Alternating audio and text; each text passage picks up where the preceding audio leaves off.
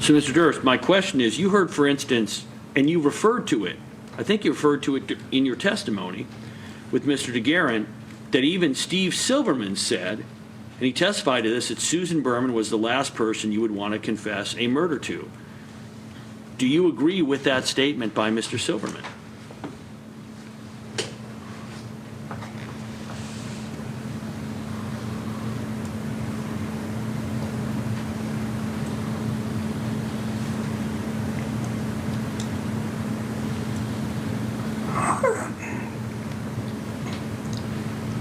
Would Susan be the last person that I would want to confess a murder to? I guess you would be the last person I would want to confess a murder to. Fair. Would you agree, though, since I wasn't your best friend, even now I don't think I am, would you agree that Susan Berman, as your best friend, even though she was someone you cared about, even though she was somebody that was very loyal, that if you had told her a secret, such as confessing to murder, that you would have been very concerned about her ability to keep that quiet?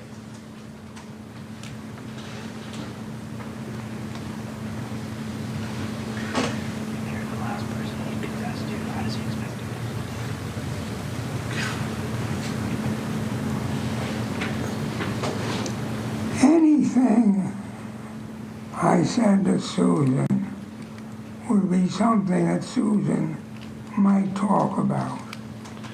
And you would have been aware of that from the time you would have told her, correct? In other words, this isn't an observation that you're coming up with in 2000. You would have known this back in 1982 as well, correct?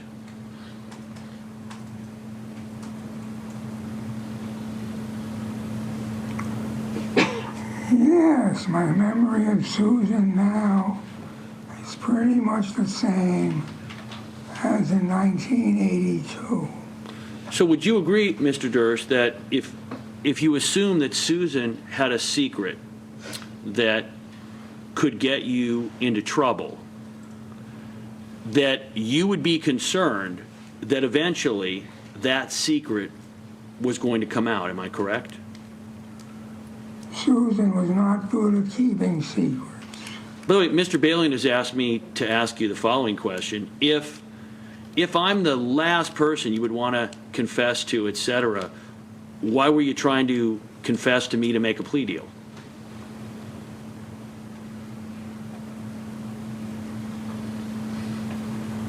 I was trying to make a plea deal. Okay. Would you agree that Susan could be an extremely manipulative person? No. Well, maybe. I mean, there are some people who she could manipulate.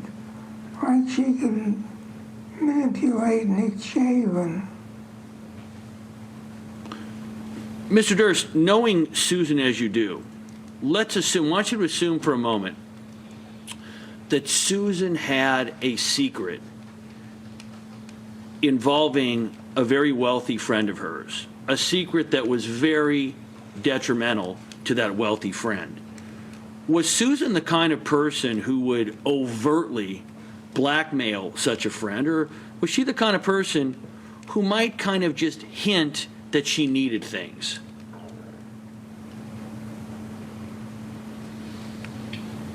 I think you're asking a whole bunch of questions. I'm sorry, what was that? I think you are asking me more than one question.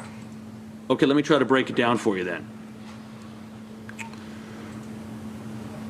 Would you agree that given the kind of person Susan was, that if she had a wealthy friend and she had a damaging secret about that wealthy friend, that she would not be likely to overtly blackmail that person?